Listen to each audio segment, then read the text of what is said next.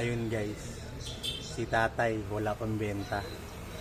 So pasayahin natin, ilibre natin. Nga pala, maraming salamat sa mga sponsor ko. Hindi ko magagawa yung mga ganito kung wala kayo. So tara, bigyan na natin ng merienda si tatay.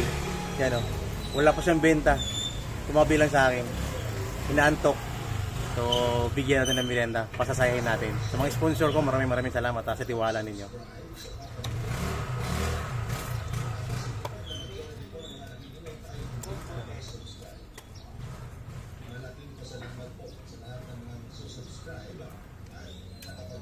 Mas libre ko na lang sa'yo. Oo. Free na yan. Okay, ano na yan? Wait lang, meron pa. May drinks pa yan.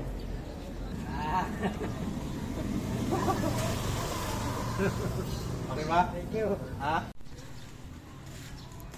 Ano? Solve? Happy ka naman?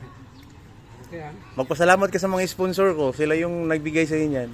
Salamat ha. Oh, diba? May kasama pang palamig. Oh, hindi ka na ngayon inaantok. Okay.